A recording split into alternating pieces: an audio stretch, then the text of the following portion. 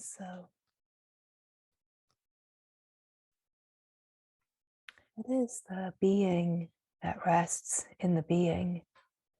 It is consciousness itself that rests in its own consciousness, awake and aware of its pure essential nature. There is nothing that the me can do, because the knowing of the consciousness of being is only apparent when the mind consciousness has stopped, is stilled, is quietened. If the attention is with the mind consciousness, let's say if the attention is with the moving, changing, and identified with the objects of experience, with the desires of the mind, then that will feel to be the lived reality, and it will act as an obscuration to being the being. But you are never not the being. You are always the being, always the being. And sometimes more often in some beings than in others, the attention will be identified with the mind. Now, when the attention is identified with the mind, this is separation. This is the sense of being a separate me, separate from the whole. You are always the being. You are never separate. There is never any division or fragmentation. That is the limited view of the mind and the me, that because the identification is with the thoughts, the story, the experience, the objects, then the me imagines that I am separate, I am a separate entity. This is my life. And there is a sense of victimization in this, whether we want that to be there or not. There is innocently a sense of being a victim to life, to the world, to the sense of other. And that is because the sense of separation, the sense of being a me, is a protection. It's a created, learned protection. It's not the natural being that is always open and empty. The natural being is always open and empty. Even when the attention is identified, the being is still open and empty. The being never changes. Divine wholeness never, ever changes. It is all about where the attention is resting at the point.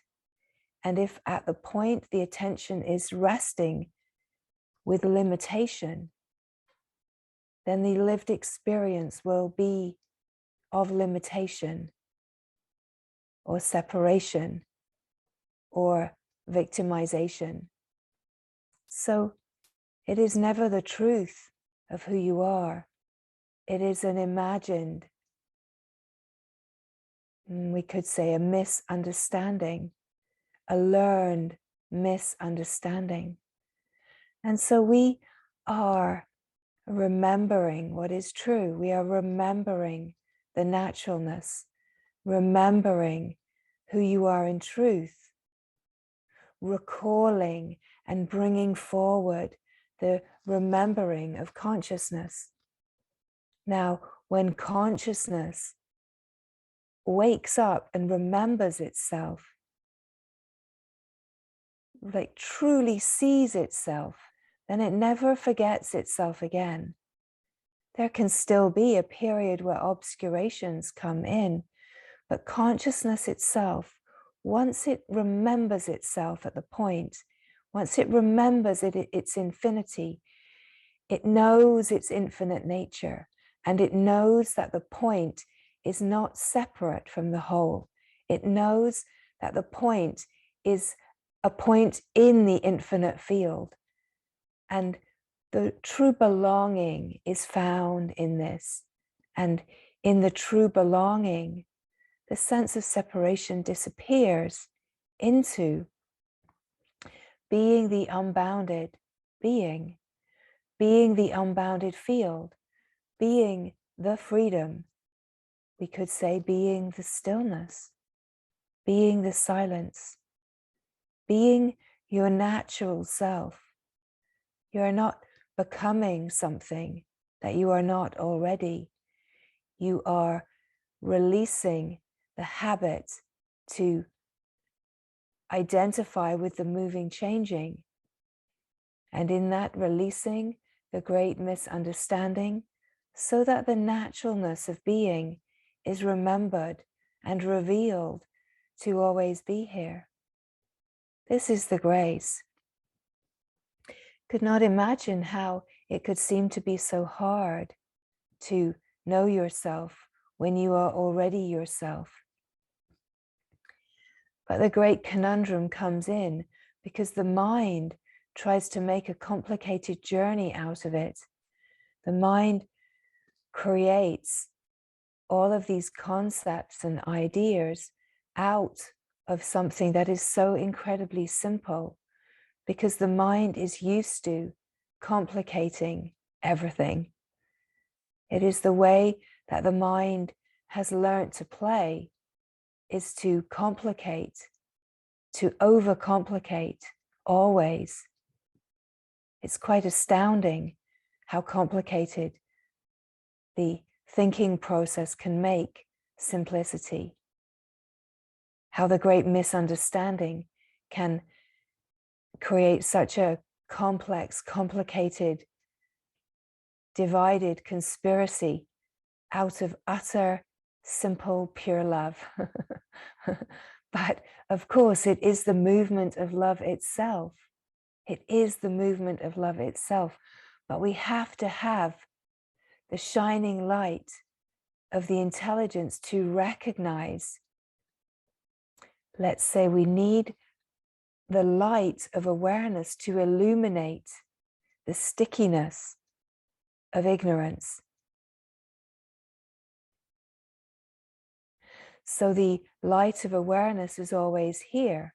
It is the light that is aware. Whenever you come to awareness, wherever you find awareness, that is your true nature. It is always here. It is never not here.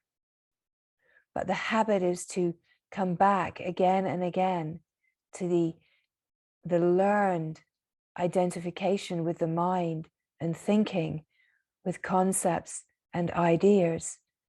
But this is not the natural, it's not the primal or primordial way of being.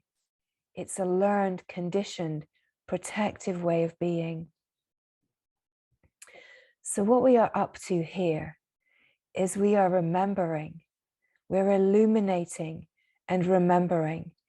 In the light of awareness, we're remembering the true essence nature as the being, and we're bringing forward the simple, awake transmission of consciousness that is purely in the knowing of itself, and we could say its divine wholeness, in order to enliven the remembering of all the consciousness that is here, to enliven the remembering so that the consciousness that is here can remember, and it remembers through recognizing itself, through remembering the resonance of itself.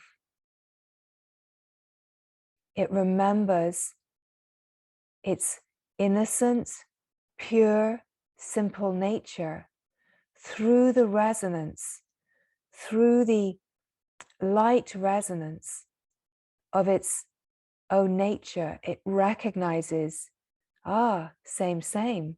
same, same. And it starts to bring forward that resonance.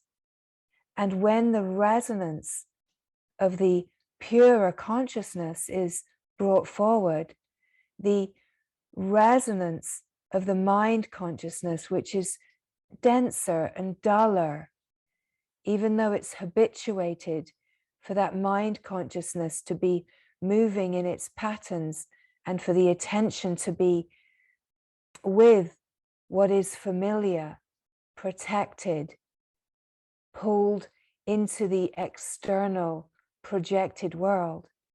When consciousness itself hears itself, now it doesn't hear itself in the way of noise as on the surface of life, it hears itself in the silence. Curiously, these words are silence. Of course, the mind cannot understand it, but this is the magic, is that silence can flow as words and yet carry the frequency, the resonance of silence, of the silence of consciousness that is pure, the silence and the light of pure awareness. And so as these words come, what consciousness is receiving is not the words, it's not instructions, it's receiving the remembering of its own silence, of its own stillness, of its own presence. And when there is a recognition and an enlivening, an attunement with this resonance, let's say attention shifts to be with the finer, purer frequency, because it is just more compelling. It is more compelling. It is what has been longed for. It is what the longing of the heart is longing for. The heart, the true heart, is longing to know itself for love, for happiness, for freedom, for God, for divinity, for truth, supreme light. Whether it's known in words or not, there's only one here, and the one heart, where it is moving in limited patterns, its only longing is to be free. Its only longing is to know its belonging with its divine wholeness. And so it doesn't matter what the mind thinks or the mind imagines the longing is all about. And it imagines many things that it could be longing for, and it tries them all on for size, and yet it finds that nothing really fits. Even if it feels like it fits for a while, at some point it feels too uncomfortable, too tight, too wrong, too this, too that. It never fits because it's temporary and transient when it is looked for in the external. When the mind creates a possibility to fulfill its longing in the projected world, it will always be temporary. All experience comes and goes, and it's temporary. So we can only discover the fulfillment to the great longing in the consciousness that is pure and free, can only find fulfillment to the longing in the resonance of wholeness, in the silence, in the stillness and simplicity of being. And so the complexity of mind consciousness is busy. It's a denser resonance, and it's moving constantly because its desire is creating a friction to constantly actually to look for what it's looking it's longing for, and yet it moves as desire, and it's constantly busy. I'll try this, I'll try that, I'll think about this, I'll think about that. What do I think about this? What do I think? What shall I do now? What shall I do now? What shall I eat? Where shall I go? Who shall I call? I'll check my phone. I'll check my email. I'll watch this. I'll watch that. Oh, I'll eat something else. Where shall I go? What shall I do? Right? I'm offended. I'm offended. I'm upset about this. I'm upset about that. Chatting, chatting, chatting away, having conversations with apparent others in the mind, right? So familiar. Every mind is doing the same. Every mind is playing the same tricks, looking for some kind of fulfillment. Now let me find some pleasure. Let me find, oh, yes, now this feels good. I think I'll do this a little bit more. I'll do this a little bit more. And then, of course, when something comes in that feels uncomfortable, super challenge. And now I've got to really, what can I do to numb this? What can I do to get away from this? What can I bring in that will bring that pleasant feeling? What can I bring in that will bring an experience that I like, so that I can get rid of this experience that I don't like? Oh, okay, that's good. Now I've brought something in. Now I'm feeling better. Now I'm feeling better. Oh, I know. I'll call someone. I'll call someone and I'll tell them. I'll tell them how hard it is. I'll tell them what's going on for me. And they'll commiserate with me. They'll join me in the story, and we can feel the same. We can feel a sense of sameness, because there's a, oh, poor you. No, really? They said that. This happened, right?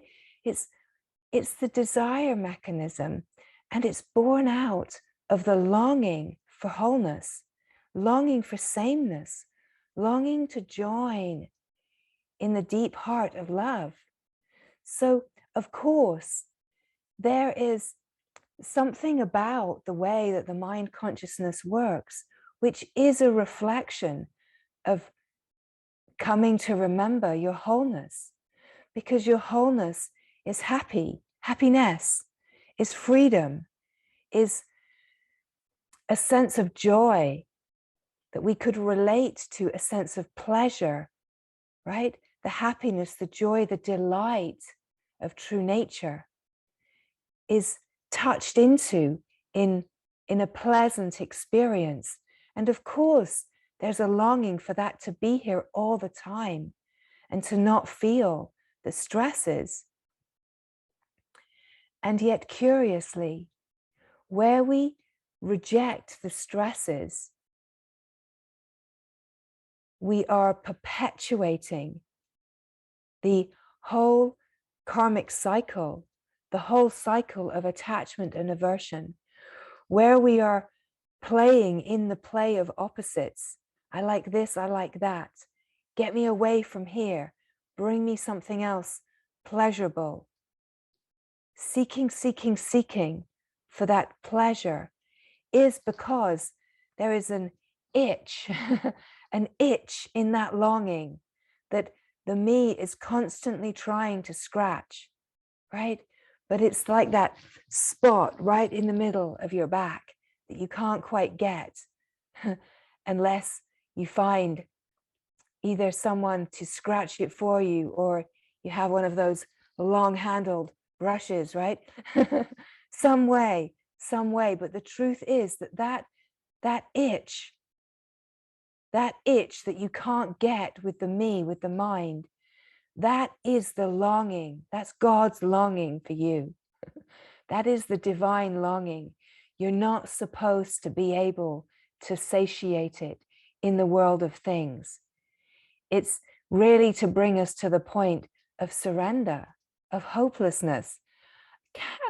Cannot fulfill it, cannot fulfill it. And in that recognition, that disappointment, that feeling of nowhere else to go, nothing else will satiate this longing. It opens us to the deeper questioning, the deeper possibilities. So the me can never, ever find a way out of the maze. The mind, it's this perpetual mechanism of seeking. And let's say mind consciousness is limited, is in a limited patterning. So mind consciousness, it doesn't exist as a separate entity, but there's a consciousness, a limited consciousness, patterns of consciousness. And those patterns, because there's limitation, are looking for freedom. They're looking to move without limitation. So through the me, we're looking to how can we find a sense of the unlimited. But the me and the limited consciousness, its limitation is, let's say, programmed to feel like there is something missing, something lacking.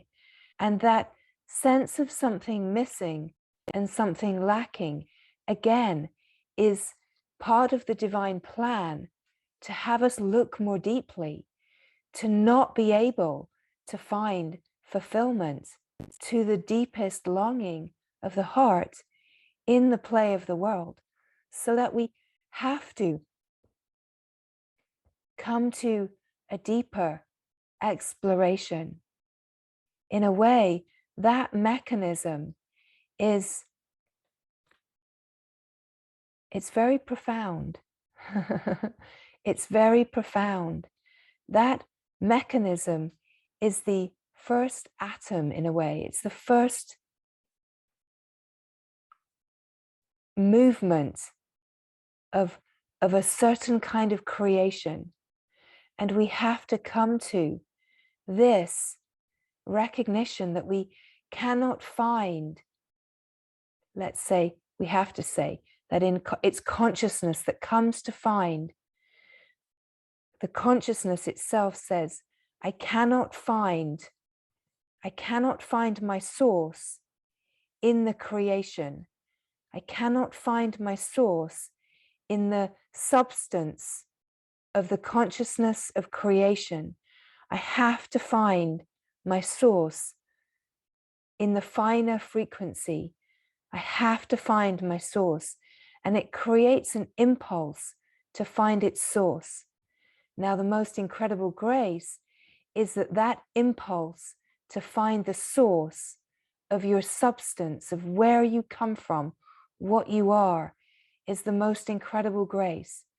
You can never find your source, your substance, your belonging in the creation, in the projected world.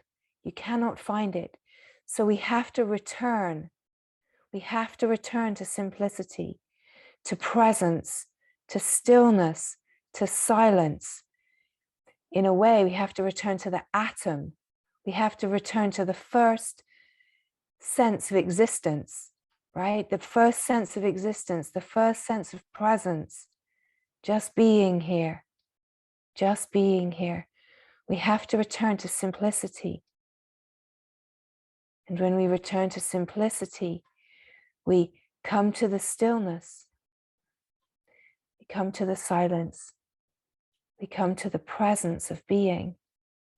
And when there is enough quietness in the consciousness that has been jittering around, looking and looking and looking on the surface of life, when there's enough stillness, enough of a slowing, consciousness itself starts to perceive a different possibility. It starts to perceive that perhaps there is something greater that cannot be known with the mind, cannot be known in the play of the world.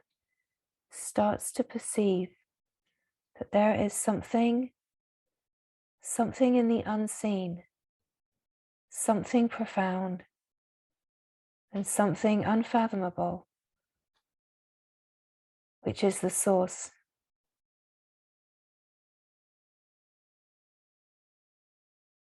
So only when we come to the stillness, to the presence the simplicity. And when we invite this, the resonance is where the recognition happens.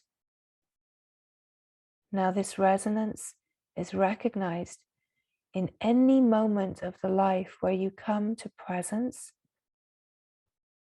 you come to stillness. It can be through sitting, through sadhana. It can be through reading something that is carrying the resonance of silent being. The thing is that the mind says, oh, I'm going to do more of that to get more of that. But that is actually not the most mature seeing. The more mature seeing is to stop the experiencing and actually just be with the resonance, be with the stillness, be with the profundity. What happens here is there starts to be a sense of the longing, feeling more fulfilled, a sense of fulfillment, a sense of discovering something that is more profound, more rich, more nourishing. And it's in the peace, it's in the stillness. And that's why the bridge of a practice of meditation is very supportive, because when we learn to meditate, we learn to come to stillness, to presence. And through the process of coming to be able to come to presence, the mind consciousness slowly starts to wind itself down. It winds itself down until it can be very focused and it can rest in presence. It's not constantly distracted, right? In the beginning of meditation, beings often say, I can't even meditate because my mind's going all the time. Yeah, that's why you're meditating. You're coming to slow the consciousness down. Now, after a period, can come to this ability to be present and to drop in. Now, the more there is an ability to drop in, we come even deeper and we come to open to the one-pointedness that brings us to the transcendent. So when we come to the transcendent, we're transcending out of mind consciousness into the transcendent field of the vast open spaciousness of pure consciousness. And here we start to feel more calm and quiet. And this starts to impact the life. The more that we can come into the transcendent field through meditation or whatever practice, right? Any practice that brings us to the transcendent field. It starts to, this consciousness starts to move more at the point. It starts to shine, let's say. It starts to shine more, and it becomes more compelling to go in and in and in, because consciousness is being drawn into itself. So the mind thinks it's all a personal journey. Oh yeah, I like meditating. Yeah, I meditate twice a day. You know, I love it. I love it. The mind gets really into it. Yeah, I'm really in. I went to a retreat. I love it so much. I went to a 10-day Vipassana retreat. Yep, meditated for 10 days straight. Fantastic. I feel amazing at the end, right? The mind thinks that it's all about me having these experiences, but it's not. It's not personal. It's consciousness. It's the one consciousness being called into itself, being called into itself. Because consciousness is flowing. It's flowing in its purity, and it's flowing in patterns of limitation. It's the same consciousness. It's flowing.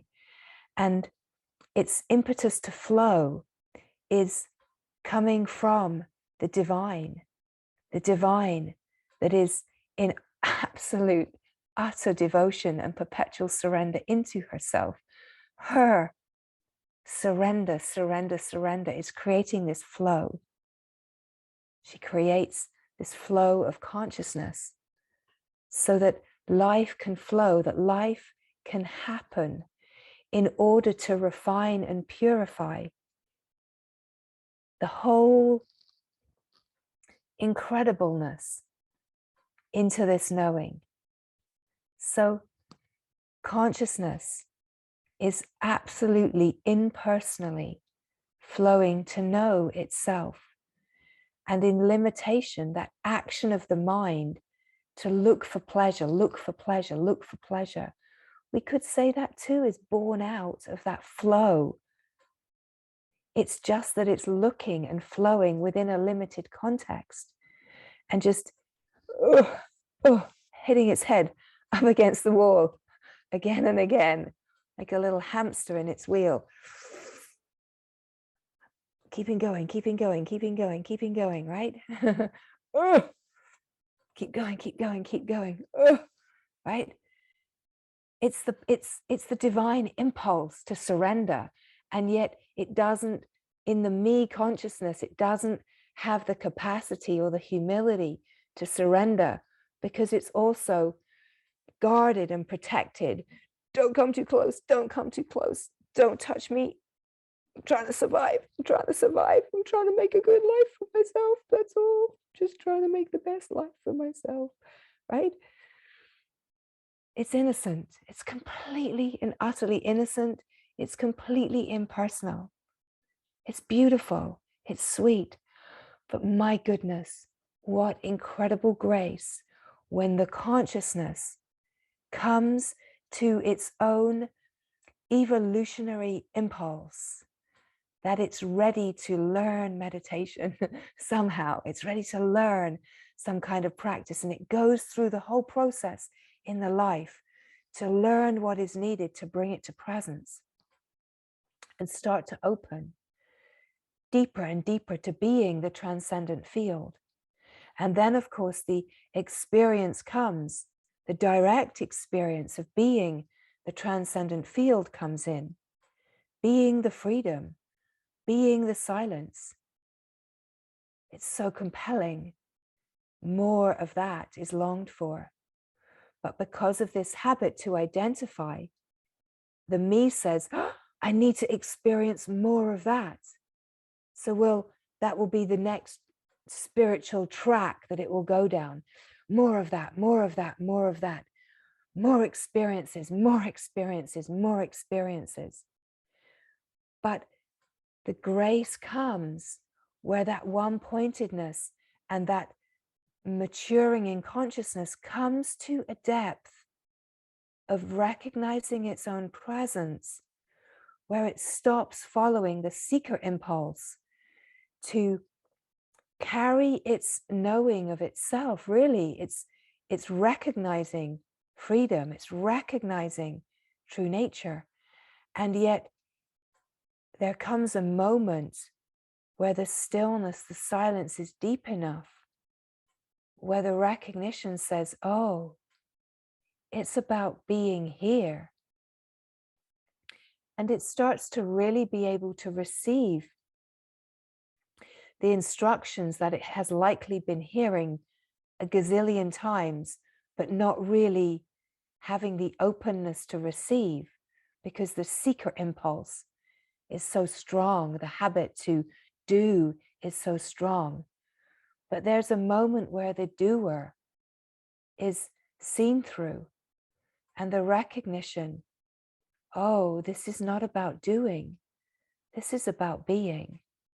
And then, of course, creation creates exactly what is needed to support the consciousness in this moment. So Consciousness is constantly creating the appearance of what is needed to guide and support. And it will create many paths that are dead ends, many paths that are dead ends, but there will be a gathering of momentum in consciousness. There's nothing wrong, but it's to recognize that when a dead end comes, it's because what is being used is let's say being created out of limited consciousness. If the way your tools, your practice is being created out of limitation, it will come to a point where it no longer feels like it is opening you more to your true nature. It feels like you're just you're repeating because you're moving within limitation.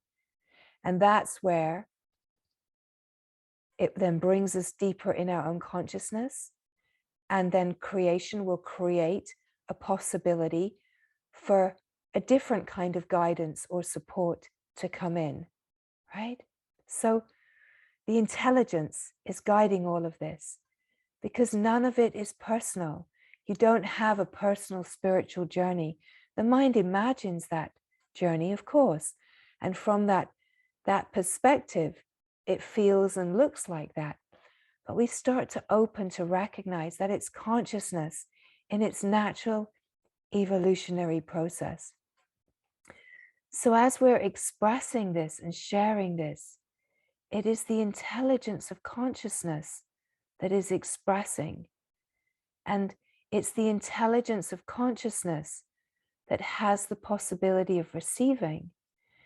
Now, consciousness can only receive according to its openness, according to, let's say, as consciousness is evolving and opening, there could be 90% that's still in mind consciousness, but 10% that is starting to recognize purity. Now, at any moment that can shift. It doesn't move like by 1%, 1%. Any moment that can go bang, right?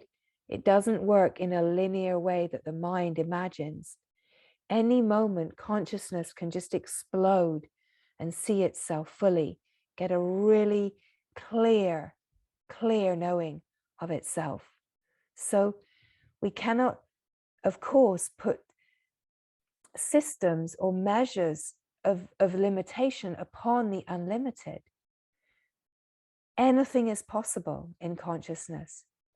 It can morph and change and create anything out of itself. The divine can create anything, any situation, anything, and switch it up, change it up in a flash. Only the mind limits what is possible. So the more that we are resting in the unlimited nature, the naturalness of being, the aliveness of the field is pure potentiality, and it is an infinite field of possibility. And the invitation of stillness, of silence, of the being is to know in the felt sense, the felt resonance, the sense of your infinite, unbounded freedom, your true essence nature, that you're not limited, that you're not bound by a me and thought and story, that you never have been that unlimited, you never have been the limited one, that you have always been completely unlimited. And you are now immaculate, pure being. Now, the deeper there is an ability to rest in your own presence, what you will find is as these words come, you will come to a one-pointedness and a focus. You will find that you don't move around, that you're not distracted by your surroundings, because it's the consciousness that's pulled into itself and becomes fascinated by itself. It's pulled in, it's pulled in, it's pulled in. So there's nothing that the me can do. Nothing that the me can do. It's about coming to the felt sense of being, the felt sense of simple existence, which really is the sense of the atom. It's the first sense of creation. It's still, on a certain level, it's still manifest, but unseen. And we have to come to the manifest unseen in order to be carried into the unmanifest. We cannot enter into the unmanifest by will. Can only come to the atom, to the felt sense of existence, the felt sense of presence, the felt sense of being. And when the consciousness is ready, and the readiness is about the depth of presence, the depth of transcendent, of stillness, of consciousness itself recognizing itself, then the ability to rest in consciousness seems to grow, because it's consciousness itself that is resting in itself. It's compelled and pulled into itself. And when consciousness is compelled and pulled into itself, it is more powerful and more of a force than the mind consciousness. We could say here, this is the force and the power of love over fear. It's the power of freedom and love over the protection. It's the power of the flow of divine attraction being pulled into itself over that flow of protection, which is an energetic movement of repulsion away, to externalize, protect, to identify. So as we come to the atom, as we come to the presence, the existence, we are open and available here for the power of attraction to pull us in. Now, when there's a readiness in the consciousness, consciousness itself is pulled into its purity. And the felt sense of being, the felt sense of freedom is recognizable. The felt sense of your true nature, your naturalness, that you are so simple, beautiful, pure, and innocent. This is the immaculate nature. It's the field of immaculate being that you are.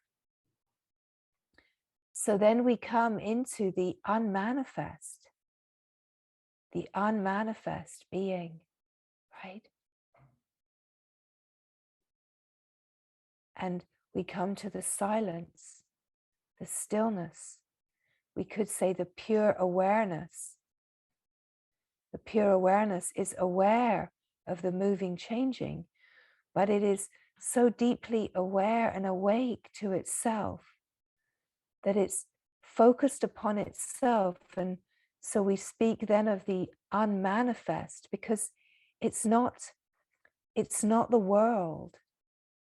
It's not manifest as creation. The knowing of being, consciousness consciously awake and aware of itself, is not created, it's uncreated.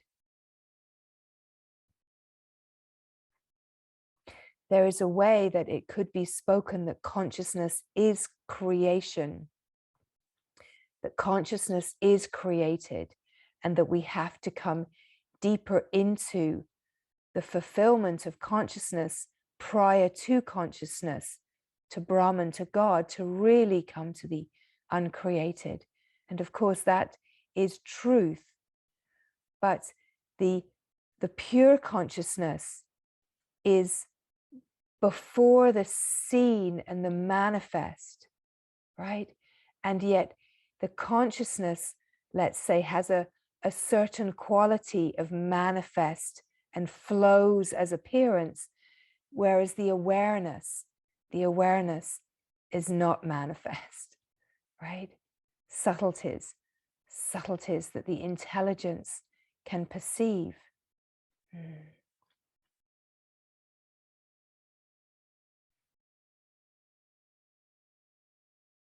So to recognize right now the resonance, the stillness, the silence of just being.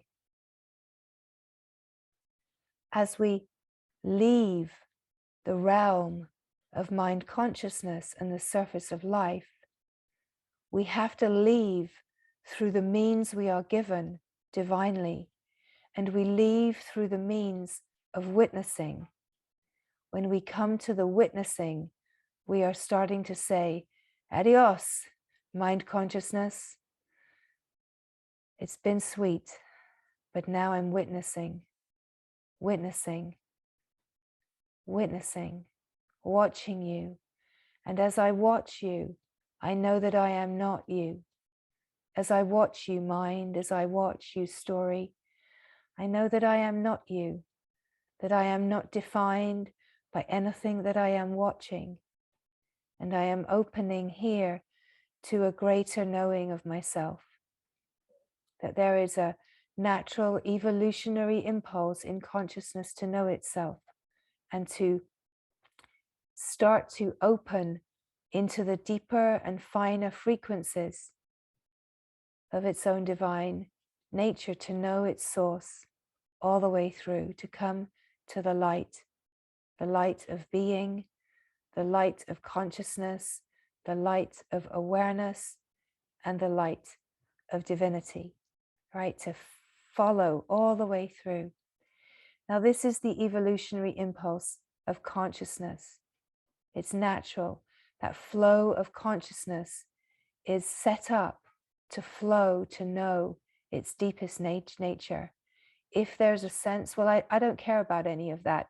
It's just because the consciousness is not yet able to perceive it, right? It's a natural maturing, ripening in consciousness and the opening to the intelligence of the field, that it can perceive more and more subtly its nature, and it's the ability to perceive more and more subtlety that carries it deeper. But let us focus right now here in the presence of being, the felt sense of the presence of being, where the atom, the sense of existence, collapses out of your sense of existence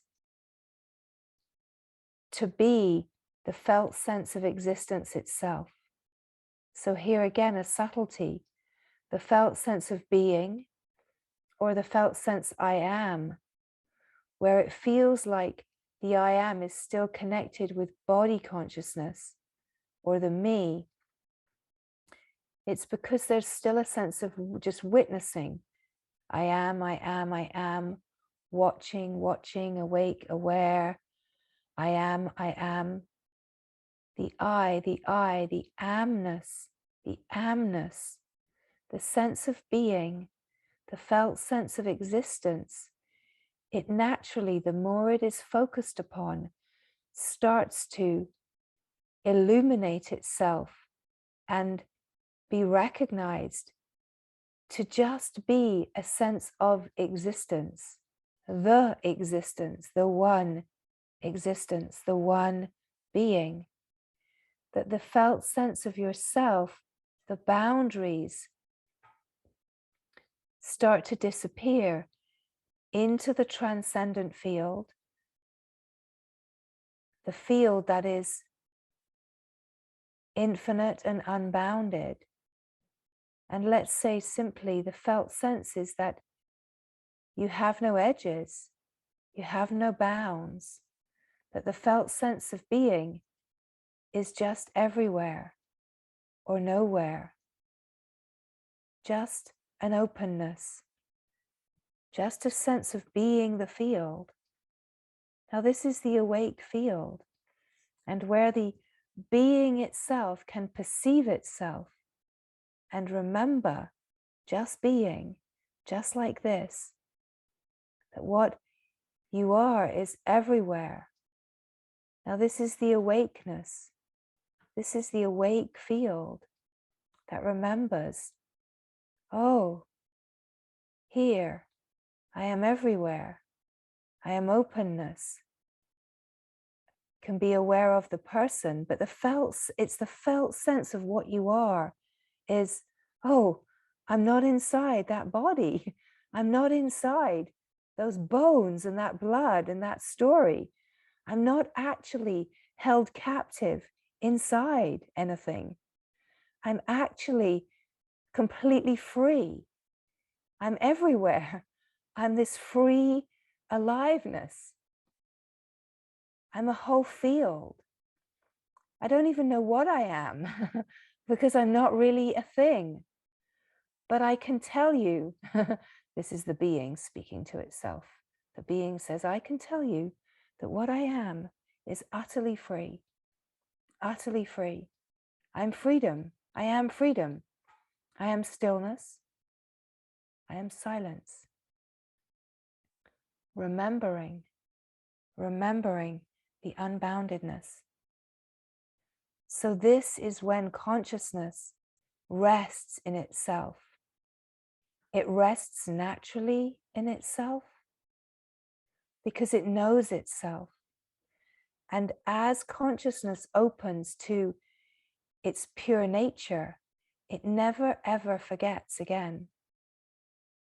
Now, there can be glimpses and tastes that don't go all the way through, but every glimpse and taste carries us deeper.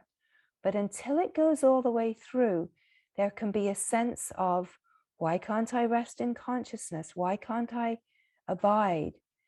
And that's because the me is wanting to abide. The me is wanting to rest. The me can't rest because the me is that thinking mechanism, that desiring, wanting mechanism. And that whole desire, wanting mechanism is protection. So consciousness itself can rest. It naturally rests. It's compelled to rest. It's never honestly been anything other than resting in itself. But it wakes up to this recognition at the point that has felt to be separate, the point that you have felt yourself to be. Now, as you open to know this, you know it.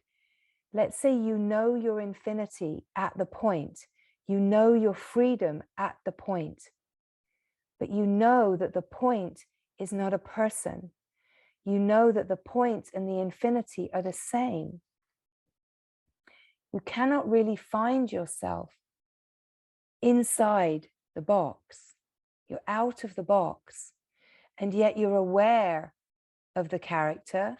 You're aware of the personhood, but you don't feel the same. You don't feel like you're inside and you're identified and you're just whirring around. There's now this ability just to rest in the consciousness.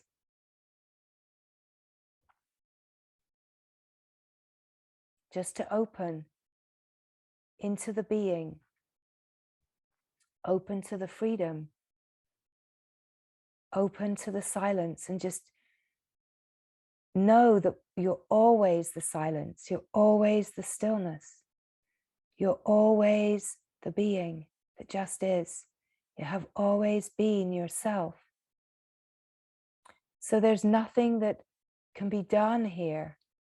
It's all happening naturally as an evolutionary impulse within consciousness that is flowing to know itself and open to its purest possibility through the peace and simplicity, the silence, the stillness of knowing itself, open to the flow of the knowing, and deepen into receiving all of life in order to release the residual protections so that consciousness can flow to know itself as the unified field.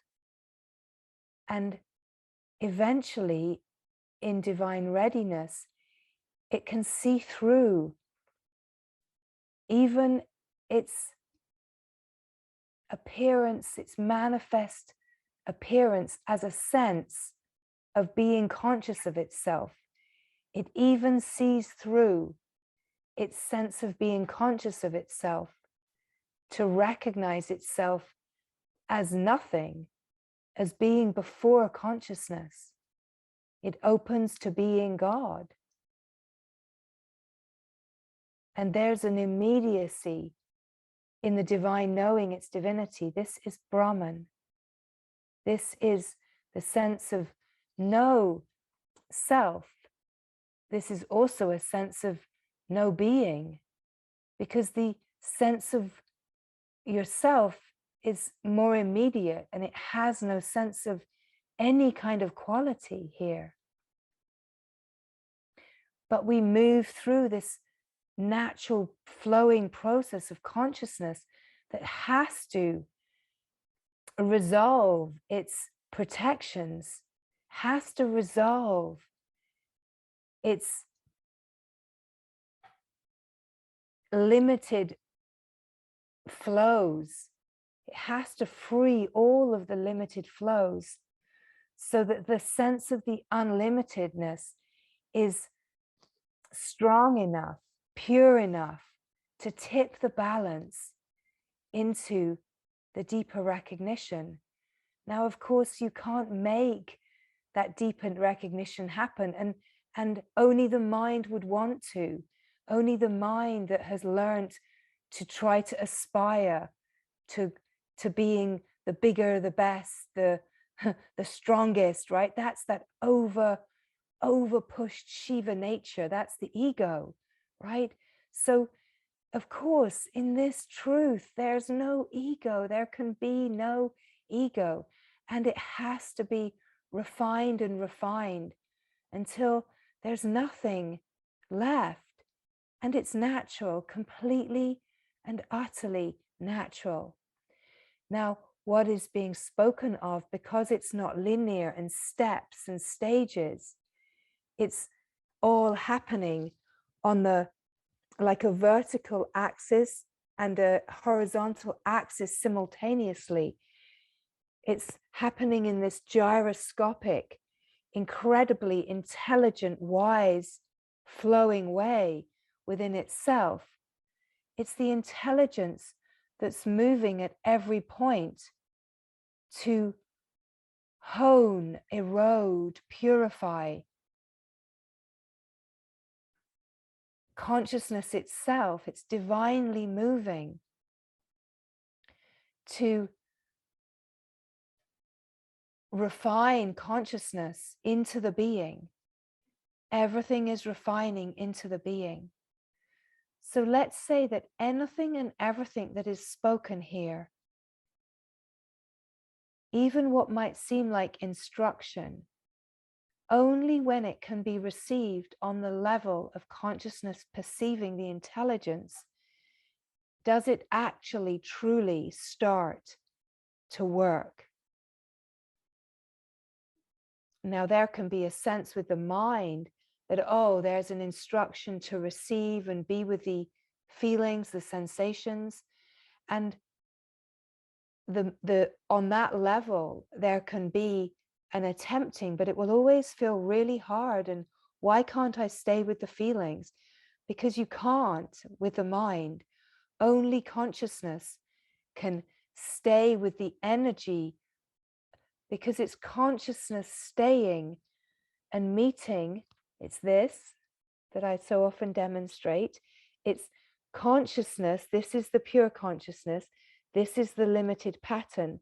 And there has to be some aspect of pure consciousness for this to open, to recognize itself, to open in the presence of the purity, of the light, of awareness, to recognize same, and dissolve into remembering. So when the mind consciousness is trying to stay with the feelings and understand, it's just butting up against itself, right? It can't really do it. Only when the being, a sense of your silent, spacious being, is holding the space for the limited, the unlimited is holding a space for the limited to open into, does that refinement truly happen. And the refinement is the process of unity, of consciousness finding its nature as a unified field, as oneness. So consciousness knows how, and consciousness is refining in the unseen and preparing itself to open to finer and finer resonances of itself. So we speak of all of this because consciousness can perceive it and receive it as deeply as it is able. And the perceiving and receiving in consciousness happens way before the direct experience actually blossoms at the point, right? It's all happening in the field. And then the blossoming at the point is where the sense of awakening out of personhood happens at the point. But there's never someone that's awake. There's never someone that's enlightened. That's all part of the illusion. But the mind will take hold of any experience of freedom and love to grab on and create a new persona out of it. And that's why the constant humbling and refinement and the ability to perceive the intelligence is so important here, because only when we refine to open beyond the first flash of freedom can we really, really follow this through in consciousness to really come to know what God is, right? Really know what God is, and that you are God, the divine wholeness, to really open all the way through the refinement of consciousness to know God. Now, as there is an opening in the unity phase, let's say there's a great glorious happening, which is that the God consciousness can come online very early. It varies. It's very, very unique how this reveals itself in each being.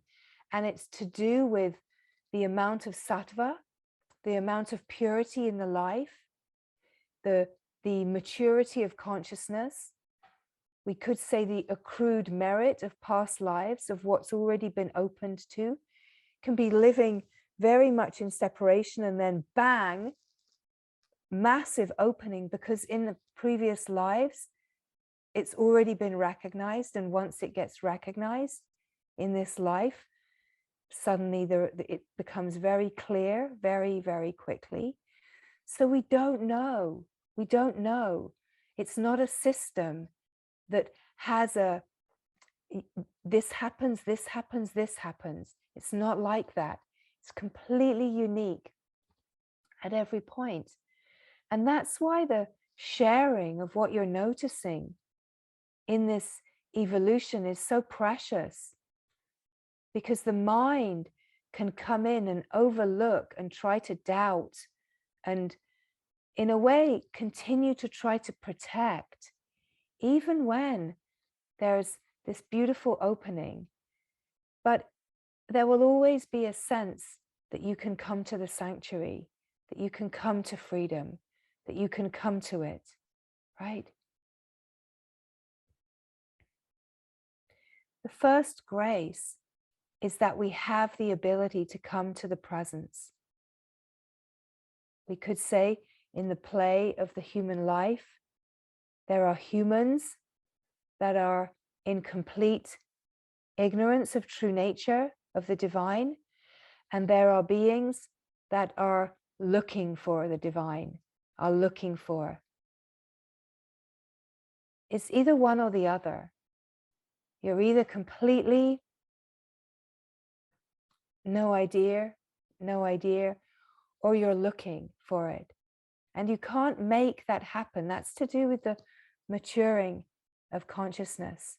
When consciousness is ready, it finds through certain means ways to open. So even beings that seem to be in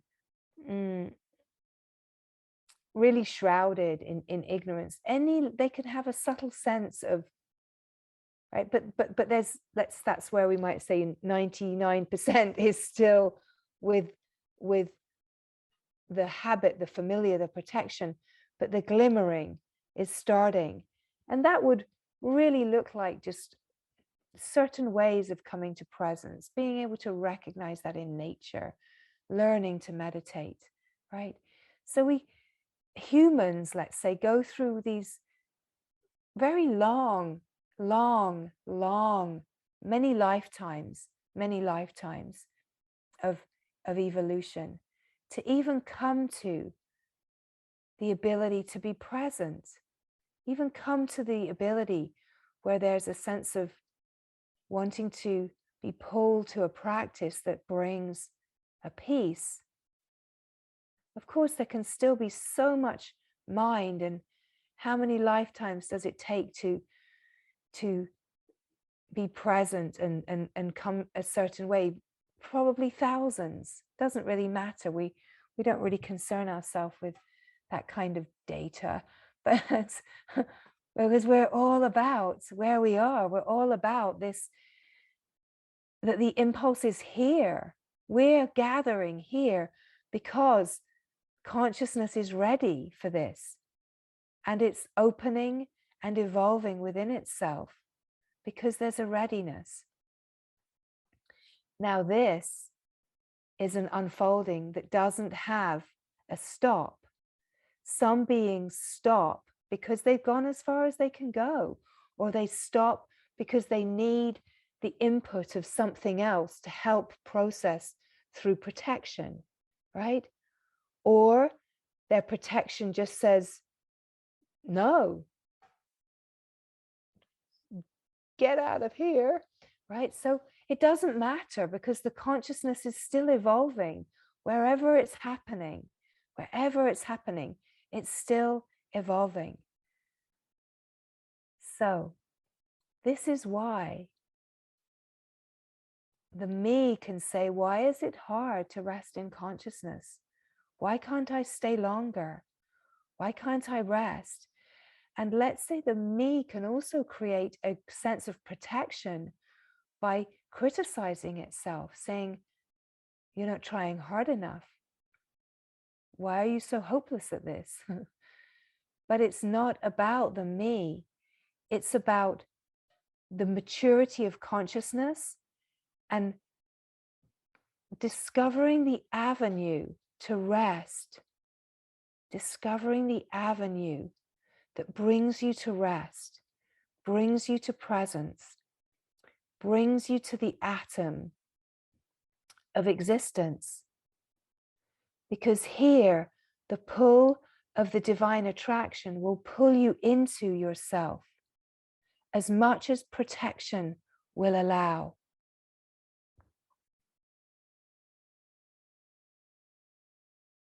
Now, the more that we are in the resonance of receiving the flow of grace, receiving the resonance of divine attraction,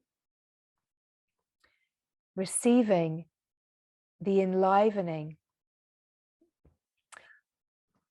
of the pull of consciousness to turn into itself, right? It's like the iron filings where the magnet, the company and the connection to the resonance pulls those iron filings, that consciousness, into the flow of attraction, right? Where that presence of being is not there, the iron filings are a little bit more freeform, but their habit is to be pulled, polarized, that energy of repulsion to be pulled to identify with the story because it's familiar and it's habit, right? They're polarized towards habit. The attention is polarized towards habit. When the magnet comes, and that's why the resonance of hearing this truth and the attunement, it's that the consciousness that can kind of go either way until it's really already pulled in and is flowing in that flow of divine attraction. When it hears itself, it's compelled and it recognizes, right? So that's why it can be noticed that when we gather, there's more of a pull into the recognition because there's a meeting in the oneness, the capacity that consciousness can be drawn into itself. It's drawn in.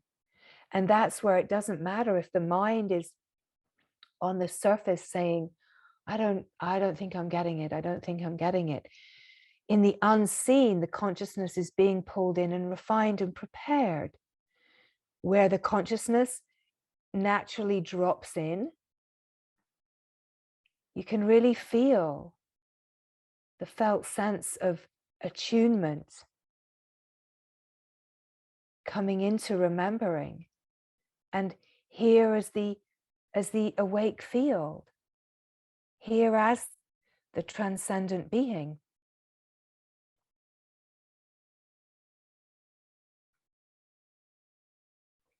So when we speak in this way, the intelligence is what is speaking, and the intelligence is the silence. The intelligence can be received only by the intelligence, only by the consciousness. So where there's a recognition, it's not the mind getting it, even though the mind might think it gets it. It's the intelligence of consciousness resonating at the frequency of recognition. It's not about the words. And yet, somehow, when the intelligence recognizes itself in consciousness, when consciousness consciously is awake and aware to itself, it recognizes itself. And it seems to understand the words. But the truth is that the words are silence. It's all happening in the language of silence, the mauna, the maunam, right? It's all happening in the language of silence, even though there are words.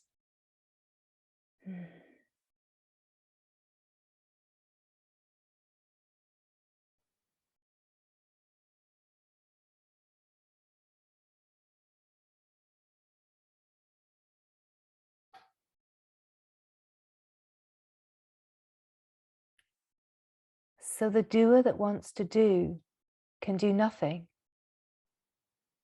The most that the doer can do is to come to just be still, come to sit, come to the sense I am, come to the sense of being.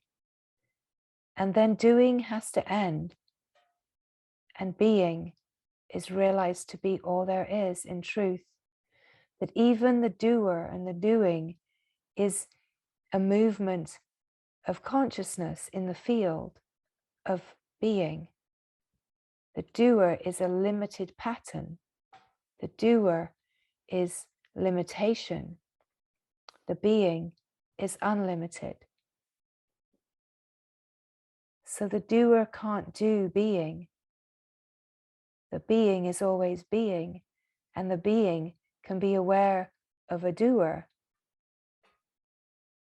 And yet so the being can be aware of the doer as the witnessing awareness. When the witness drops into itself as simply being, there's no more doer, there's just being. So it's like the outer layer of awareness is a witnessing consciousness. In a way, it's like the messenger kind of comes to offer a doorway. Come to witnessing, right? And as we come to witnessing, at some point the witness recognizes that it's independent of the moving, changing. And as the witnessing consciousness recognizes its independence, it naturally falls into itself. In a way, it starts a natural inquiry. Well, what then am I? If I am independent and peaceful and untouched, then what am I? And that natural inquiry carries the witnessing consciousness into pure awareness, pure conscious awareness. And then the felt sense of being in the innermost being is recognized. In the light of awareness, there's an awakeness that is recognized.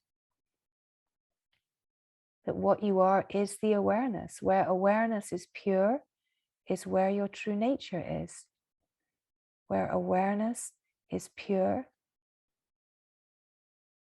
And yet, to start with, there's a sense of being consciously awake and aware, because the consciousness is still refining.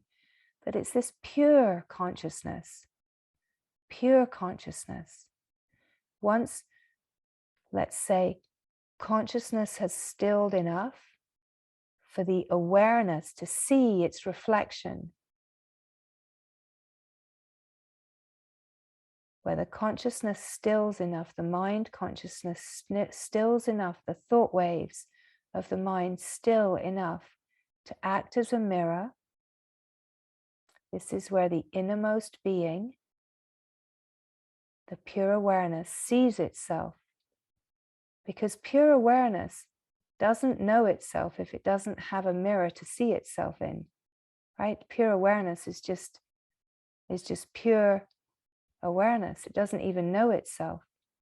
It needs to see itself in the pure reflection of pure consciousness in order to even know of itself, to remember itself.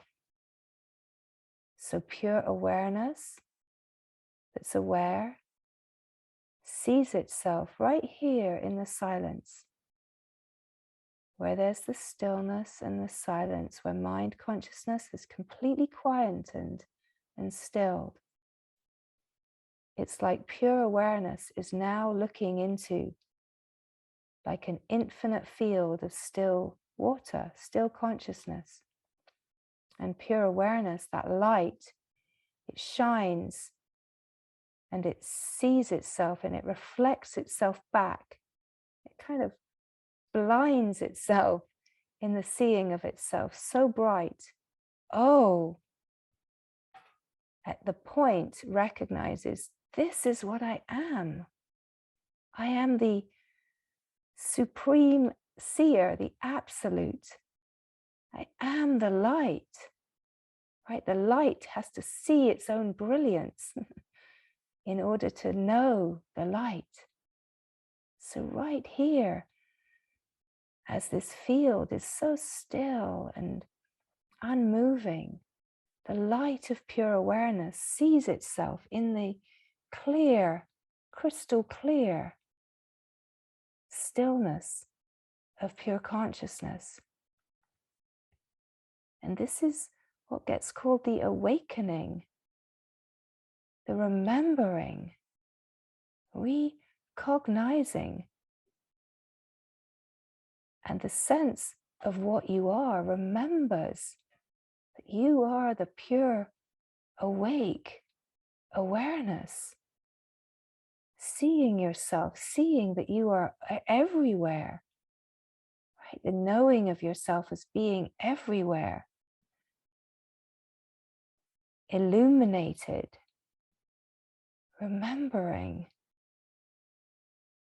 deep here in the stillness, in the silence of being. It is the being itself, the silent, aware being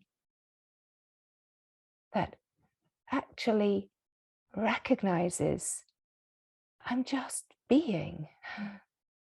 I'm not a thing. I'm not a someone. I'm not a story. I'm not an anything. I'm a being. I'm a being, just a being. Freedom is here. Freedom is here.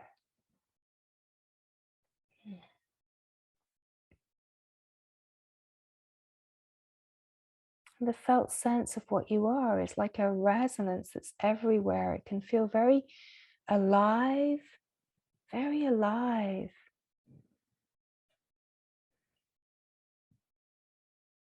But it definitely feels different to being in that small sense of me and my story. How can I get the next hit? Who shall I call, right? Remember where we started? What shall I do? What shall I do? Where shall I go? What shall I eat? So far away we are now, so far away, right? Right now, we're so far away from that. It's like, what are you talking about? I am the being. I am freedom. I am love and openness. I am stillness and silence. What on earth are you talking about? There is joy here. There is just beauty here. Happiness. Yeah, that's what I am. Peace. Yeah, peace.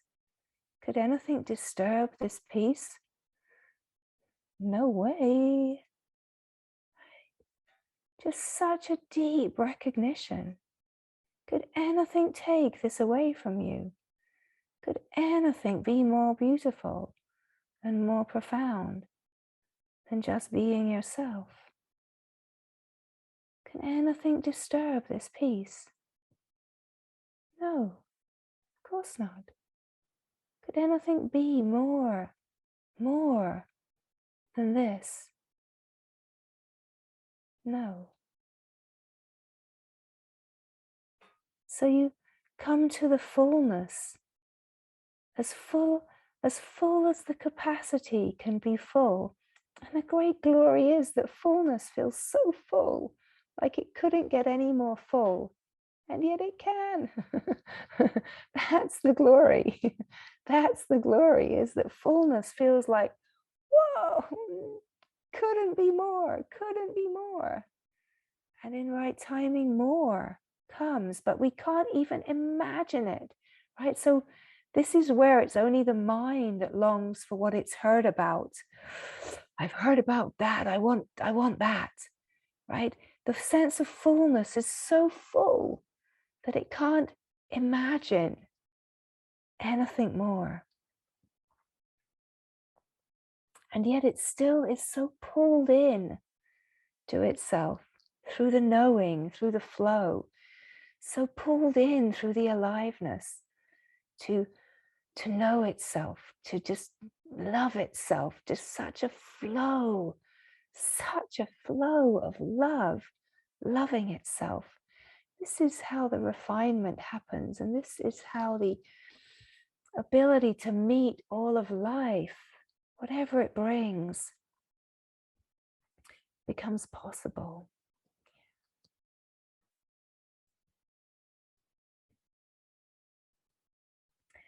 So it's so nourishing just to be yourself, just to be here. It's just this moment here now. It's not about, well, how can I live this, right? When you can feel this truth, it's like, of course not. Who would even say that, right?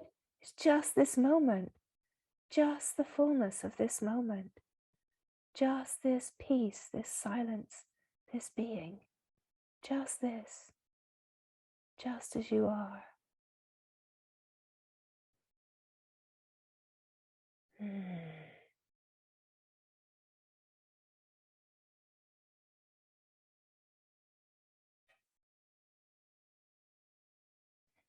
So resting here, and when we speak of resting here, we're speaking to the being.